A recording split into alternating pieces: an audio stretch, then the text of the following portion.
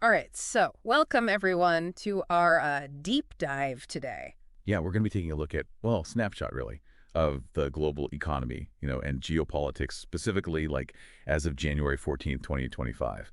And the really interesting thing is we're basing this whole deep dive on a single issue of the Trends Journal, Yeah. specifically the January 14th issue. It's kind of like we're using this magazine as like a lens to try and understand what's really happening in the world. Yeah. Using a single magazine to analyze such complex topics, I mean, that's definitely a unique challenge. I guess it forces us to be selective, right? Really zero in on the most significant trends and, of course, think about their potential impact. Yeah, I mean, that's the whole mission here, right? We're trying to cut through all the noise, all the headlines and the hot takes, and like really try to understand what's bubbling beneath the surface. Like, is the world, teetering on the brink of some massive economic crisis? Or are we, maybe heading toward like a period of stability? And I mean, how do all these geopolitical shifts, factor into all of this? Yeah, no, I mean, these are definitely crucial questions, especially, given all the events of the past few years. And the Trends Journal does highlight some pretty interesting data points here that could offer some clues. For example, did you know that, get this, Americans spend as much on gambling in a year as the entire crypto market cap? Wait, hold on. Well, Seriously. seriously. Well, excluding Bitcoin and Ethereum, of course. That's wild. I mean, what does that even tell us about the economy, right? Are people just feeling lucky? Or is there something like deeper going on here? Yeah, that's a great question. One interpretation, is that it reflects like this underlying sense of economic anxiety. Right. People might be feeling uncertain about their financial futures. Mm. And, well, maybe they're looking for, ways to get ahead, maybe even like through a quick win, a gamble. Yeah.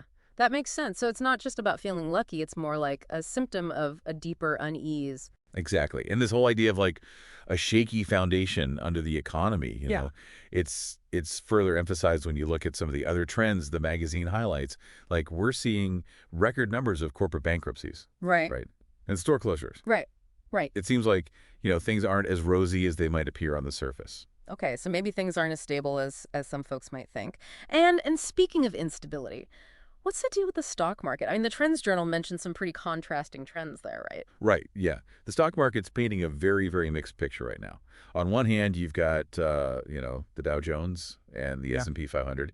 And while they're still down for the year, they have seen some gains recently. Okay, so some positive movement there. Yeah, but then on the other hand, you've got the tech-heavy NASDAQ, and that's down. Oh, wow. So why is that? Well, likely investors are a bit spooked, I'd say, by rising treasury yields.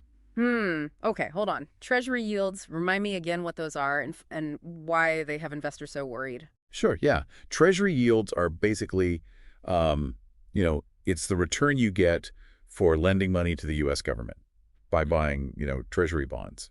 So when these yields go up, it means the government has to pay more to borrow money. And that can have, a ripple effect across the board. It can impact interest rates, for everyone. Right, right. Investors often see these rising treasury yields as a sign that, well, interest rates in general might increase soon. Right. Okay, that makes sense. So higher interest rates, that usually means it's more expensive for businesses and individuals to borrow money. And that, of course, that can slow down economic growth. Exactly. But hold on, didn't the Trends Journal also mention something about the Producer Price Index, Yeah. the PPI?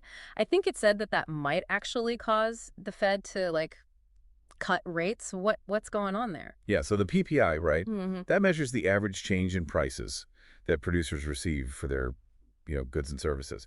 And the recent release actually showed a bit of an unexpected dip, suggesting that, maybe inflation might be cooling down a little. Oh, okay. And this led some to speculate that, the Federal Reserve might actually cut interest rates sooner than expected to try and, stimulate the economy a bit.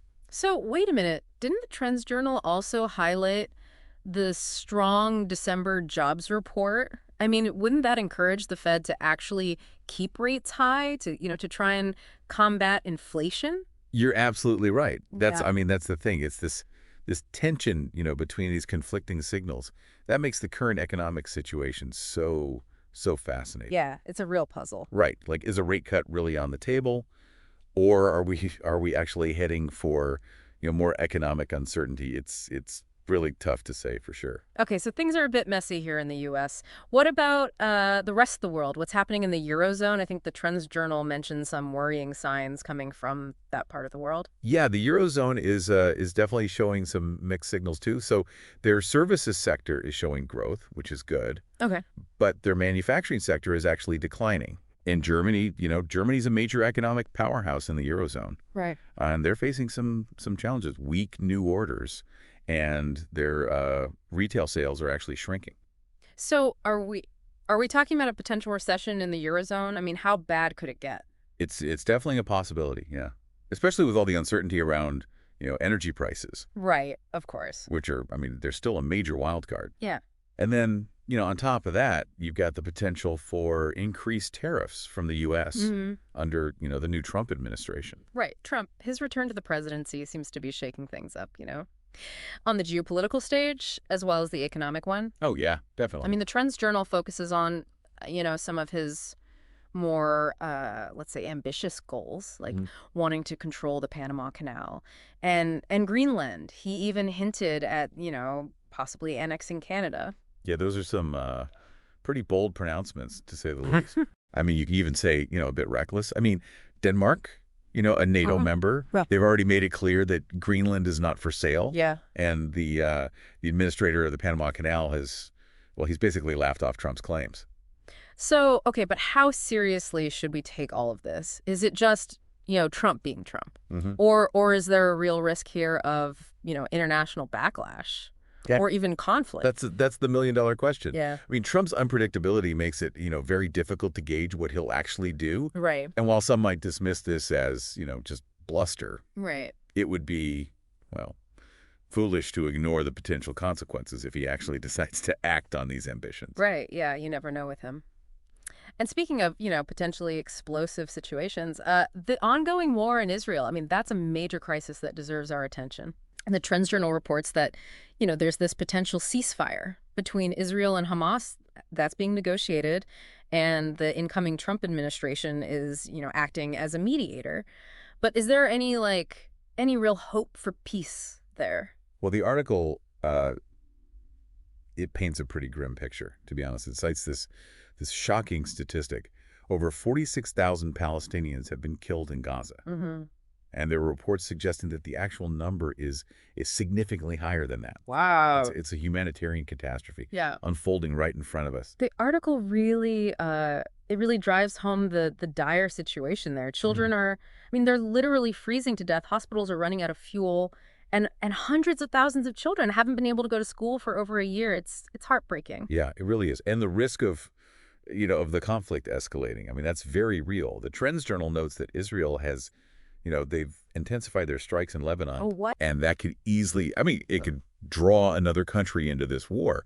Plus, you've got Trump. He's issued these threats of, further punishment for Hamas if the hostages aren't released. Yeah, it's a very tense situation. I think the article quotes a Gazan citizen as saying, "I am not sure Trump understands the situation here. It is already hell." It's just a chilling reminder, of the human cost of this conflict. Absolutely. Given Trump's history of taking a hard line, it's definitely a valid concern. So with all that said, I mean, Yeah. what are the chances of a lasting ceasefire, and what might the consequences of, Trump's involvement be? Those are complex questions that we'll definitely delve into further in the next part of our deep dive. Okay, that's good. We'll also explore another trend that's really reshaping our world, the rise of artificial intelligence. And its potential impact, on everything from the economy to geopolitics. AI, can't forget about that. That's a whole other can of worms. Exactly. It sounds like we've got a lot to unpack. We do. We'll be right back after a quick break. All right, so we've kind of established that, the global landscape is looking a bit shaky, both, economically and geopolitically. But let's maybe shift gears for a second and delve into another trend that the Trends Journal highlights, the rise of artificial intelligence. It feels like AI is, popping up everywhere these days. And the article, I mean, it suggests that it's only going to become more prevalent in our lives, right? Oh, absolutely. AI is advancing so rapidly, Yeah. and it's already starting to have a significant impact, I think.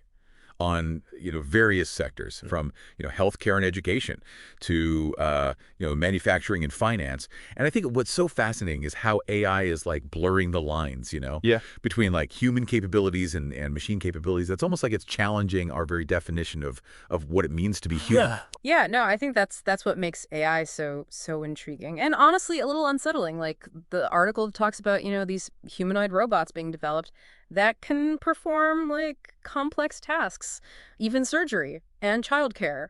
It's mind-blowing, but it also makes you wonder like where do we draw the line? Yeah, you've hit on a key point there. Take AI assisted surgery, for example. Mhm. On the one hand, it offers, incredible precision, potentially, minimizing human error, which is, I mean, that's amazing when you think about it. Right. Right. But then on the other hand, it does raise some tough questions, like will surgeons eventually become, Mm. obsolete? And what about like the human touch? The empathy that's so crucial in healthcare. Can AI truly replicate that? It's a real ethical tightrope walk. It is. And it's not just healthcare, right? The article also talks about the potential for AI to cause like widespread job displacement. I mean, as robots become more sophisticated, are we risking a future where like millions of people are out of work? That's a valid concern, yeah. And it's something that, we need to be thinking about seriously. It's not just about retraining people for different roles, it's reimagining the entire structure of our economy, Yeah. our, social safety nets. How do we create a world where everyone has a place Yeah. and a purpose, Yeah. even as, technology changes the nature of work? It's a daunting challenge. It is. And it seems like, AI is evolving faster than our ability to adapt. The Trends Journal even mentions this worrying trend of declining cognitive skills. Like, are we becoming so reliant on technology that we're losing our ability to like think critically and solve problems on our own? Is AI making us, dumber? That's a provocative question, and Yeah. and it's not entirely unfounded. I think if we offload too much of our thinking to AI, Mhm. are we risking a kind of like intellectual atrophy? It's a slippery slope, Yeah. and we need to find a way to leverage AI's power, Yeah. without sacrificing our own cognitive abilities. It's Ah. about finding that right balance. Right, yeah. It's about using AI as a tool, not letting it become, a crutch. Exactly. And speaking of slippery slopes, the article also brings up this whole issue of, data privacy and AI surveillance as AI systems gather more and more data about us. Who controls that data? How do you protect ourselves from, potential misuse? I mean, it feels a bit like we're sleepwalking into like this dystopian future Hmm. where Big Brother is an algorithm. Yeah, you're right to be concerned. Data privacy is, I mean, it's paramount in the age of AI. We need, strong legal frameworks and ethical guidelines to ensure that our data is used responsibly and that, that we retain control over our digital identities. It's about empowering individuals, not just corporations or government. Right, right. It's about like individual agency in this new digital world. Hmm. The Trends Journal keeps, hammering this idea of creating a human-centered technological future. But in a world where, AI is advancing so rapidly, can we truly ensure that technology serves humanity rather than the other way around? That's the $1 million question, isn't it? Yeah. It's a question that needs to be at the forefront, I think, Yeah. of, the conversation about AI. We need to be proactive Mhm. in shaping the future of this technology, not just, Mhm. reacting to its rapid evolution. It's about making conscious choices, right? Yeah. That align with our values as a society. I like that, being proactive, not just, letting things happen, but actively shaping the future. Right, And exactly. this brings us back to that fundamental question, that the Trends Journal poses. Like, in a world of, increasingly sophisticated AI, what does it even mean to be human? Are we on the cusp of like a new era of human evolution, or are we at risk of becoming, obsolete? I think it's not an either situation, Yeah.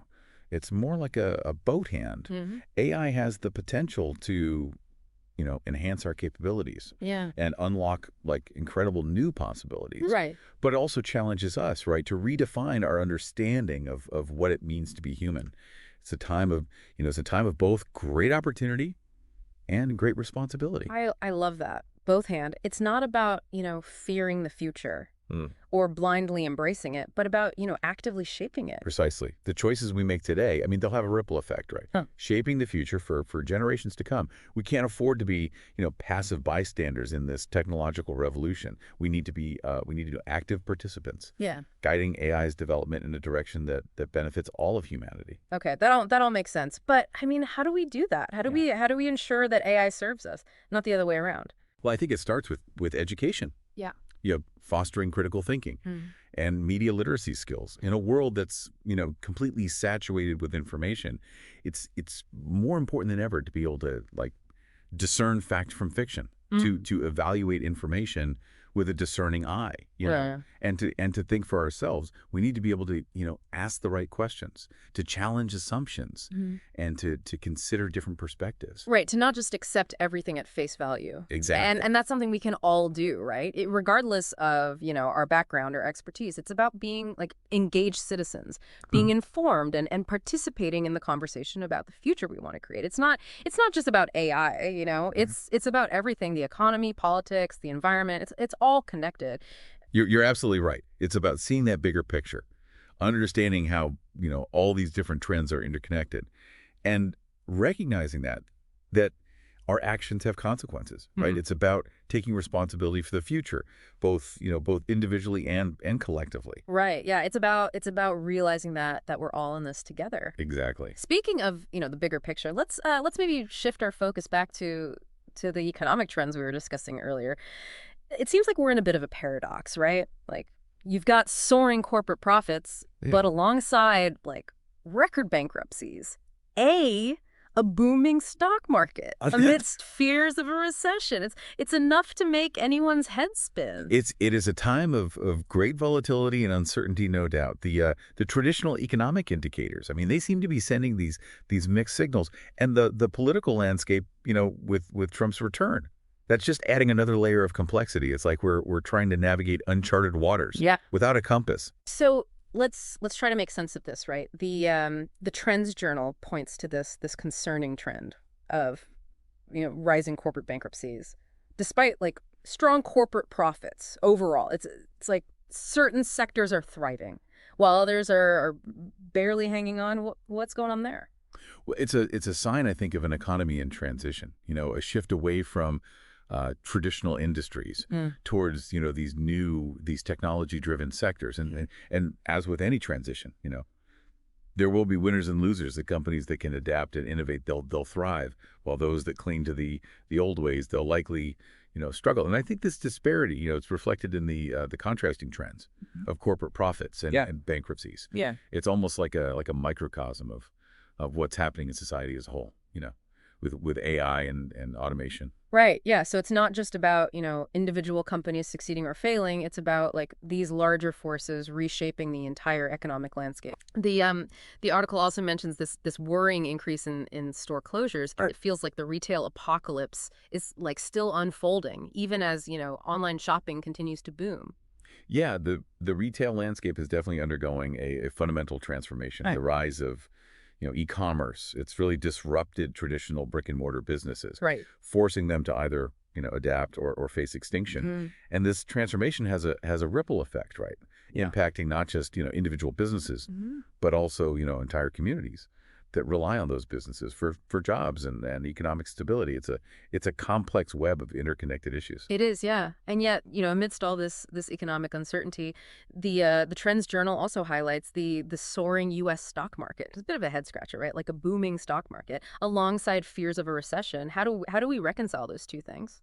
Yeah, the stock market can be a fickle beast. It's Huh. it's often seen as a barometer of economic health, but it doesn't always tell the whole story. The current bull market, it's been fueled by a combination of factors, including low interest rates, corporate tax cuts, and perhaps even a bit of irrational exuberance. It's like a casino where everyone's winning, Yeah. but no one knows how long the winning streak will last. Yeah, so it's like a bubble waiting to burst. Potentially, yeah.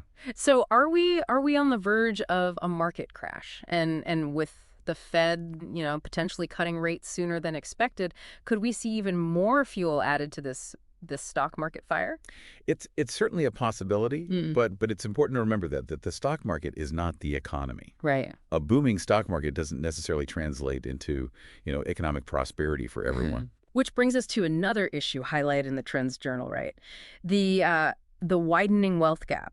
The article states that the richest 1% now own more wealth than the bottom 90% combined.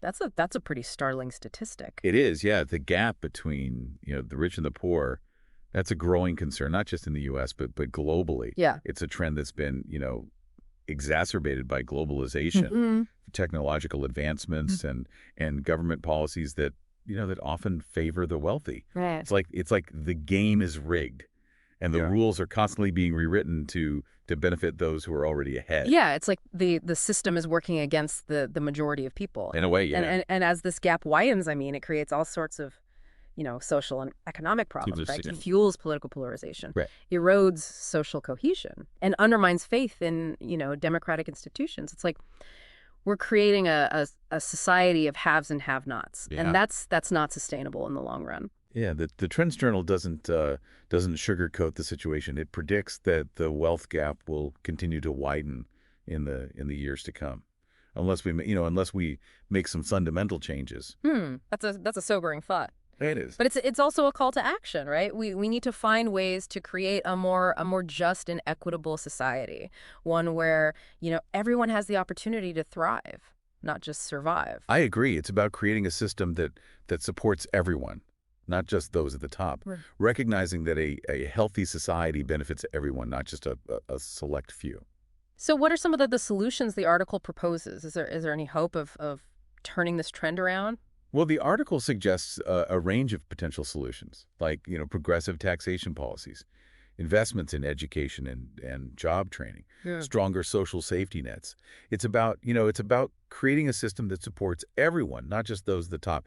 It's about recognizing that a healthy society benefits everyone, not just a select few. It sounds like it's going to take a lot of effort. Yeah. And political will, to make those kinds of changes. It won't be easy, that's for sure. But it's essential if we want to create a more just and equitable society. It's about, Yeah. It's about choosing to create a future where everyone has a chance to succeed, not just the privileged few. That's a powerful message.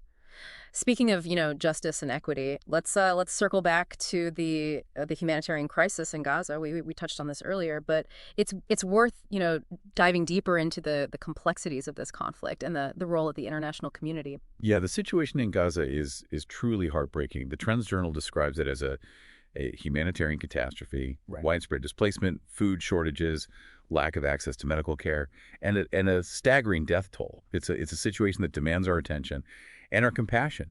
And then there's the issue of, potential war crimes. The article mentions reports of Israel targeting civilian infrastructure, including, hospitals and schools, Yeah. which could be, violations of international law. Those allegations are incredibly serious, and they need to be, thoroughly investigated. The international community has a responsibility here, right, to hold all parties accountable for their actions and to ensure that civilians are protected. We can't turn a blind eye to human suffering, no matter where it occurs. Right, yeah, we have a moral obligation to act. We do. But the article also, it acknowledges the complexities of this conflict, with deep-seated historical grievances and competing narratives. It's not a simple situation with easy answers. Absolutely. This conflict has been going on for decades, and there's a lot of pain and mistrust on both sides. Finding a lasting solution that's going to require empathy, understanding, and a willingness to compromise. Right, it's going to take a lot of, difficult conversations and hard work from all sides. It will. The Trends Journal mentions that the incoming Trump administration, they're mediating a potential ceasefire between Israel and Hamas. What are the chances of this ceasefire holding, and what role should the U.S. play in brokering a lasting peace? Those are crucial questions, and we'll explore them further in the next part of our deep dive. Okay, sounds good. We'll also delve into some other pressing issues, including the rising tensions between Israel and Lebanon, the potential for a conflict between the U.S. and Iran, and the continuing evolution of AI. It's a complex world out there, and it's important to stay informed. Yeah, no, I think that's the key takeaway here, right? We'll back after a short break to unpack all of that. Okay, so we left off talking about the Israel-Hamas conflict, right? And Yeah. this potential ceasefire. The Trends Journal, I mean, it mentions Trump's involvement, as a mediator, but it paints a pretty uncertain picture. Like, is there any real hope for peace? Well, the article points out several major roadblocks Yeah. to achieving lasting peace. There's this deep-seated mistrust, right, on both sides. The hostage situation that remains unresolved, and then there's always the risk of hardliners Mhm. within both Israel and Hamas trying to sabotage the negotiations. It's like trying to build a bridge across a chasm. During an earthquake. Yeah, that's a pretty good analogy. And then you've got Trump himself, who's always a wild card. The Trends Journal points out that he's kind of flip-flopped on the issue, right? Sometimes he's talking about, Yeah. a negotiated settlement, and other times he's taking a much harder stance, and it makes it really tough to figure out what role he'll actually play. Yeah, his unpredictability definitely adds another layer of complexity. Hmm. But what's clear is that the stakes are incredibly high. The humanitarian crisis in Gaza, I mean, it's dire, and the possibility of the conflict escalating to a wider regional war, that's a very real threat. Yeah, it's a scary thought. Speaking of, escalating tensions, the Trends Journal also dives into the situation between Israel and Lebanon. Apparently, Israel has they've intensified their strikes in Lebanon, which has a lot of people worried about another front opening up in the conflict. The situation in Lebanon is definitely volatile. The article mentions that Israel has been targeting what they claim are, Hezbollah smuggling routes near the border. But these strikes, I mean, they risk provoking retaliation from Hezbollah. And if that happens, I mean, Lebanon could easily get pulled into the conflict. Right. So it's like a chain reaction waiting to happen. Yeah. And with Trump's hawkish stance toward Iran, which of course backs Hezbollah, it's hard not to be concerned about the situation, spiraling out of control. That's a valid concern. Like- Yeah. The Trends Journal even raises the specter of a potential conflict Yeah. between the U.S. and Iran. Tensions are, I mean, they're clearly rising with Israel pushing for a more aggressive approach. Yeah. To Iran's nuclear program. The article even suggests that Israel might be considering like a preemptive strike against Iranian nuclear facilities, with or without, U.S. backing, and with Trump surrounding himself with pro-Israel advisors. It's not out of the realm of possibility that he might greenlight such an attack. Yeah, a U.S.-Iran conflict would have, I mean, Yeah. devastating consequences for the entire region and potentially even the world. It's a scenario we need to do everything in our power to avoid. Yeah, absolutely. Okay, so we've got, potential conflicts brewing in the Middle East. We've got economic uncertainty, at home and abroad. And then there's AI, right? Lurking in the background, reshaping everything around us. It's a lot to process. It is. The Trends Journal really, I think it lays out the challenges and the opportunities, right, Mhm. that we're facing as we navigate this complex landscape. Yeah, no, it's a wild world out there. So looking back at, everything we've discussed today, what are the key takeaways you think, our listeners should keep in mind? Well, I think the biggest takeaway is that, we're living in a time of unprecedented change Yeah. and uncertainty. Mhm. Economically, we're seeing this shift away from traditional industries Mhm. toward these technology-driven sectors, and this is creating both opportunities and challenges. Right, yeah, disruption always leads to both. Yeah, geopolitically, I mean, the return of Trump, that's really injected a level of unpredictability into the global system, right? Right. Raising the risk of conflict and instability. Right. Yeah, we're definitely in a more volatile world now. We are. And then you've got, the rise of AI, which is, I mean, it's transforming everything, right? From the way we work to the way we interact with the world around us. It's both exciting and a little bit frightening. Exactly. AI has the potential, Mhm. to solve some of humanity's greatest challenges, but it also, it poses significant risks if it's not developed and deployed responsibly. So what can we do? How do we navigate this complex landscape, Yeah. and ensure that we create a future that's both prosperous and just. Well, I think it starts with, staying informed, like we're doing here today.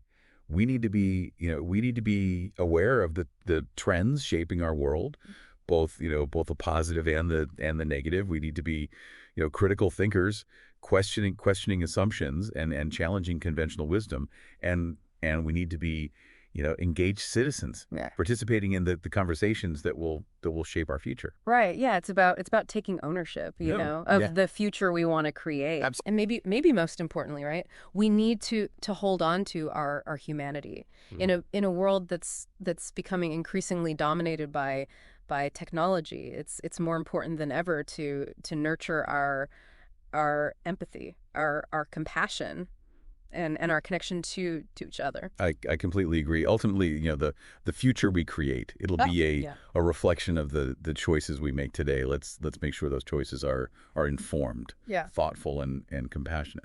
That's a perfect note to end on. Thanks for joining us on this deep dive into the Trends Journal. We hope it's given you some food for thought Yeah. and perhaps even inspired you to take action. Until next time.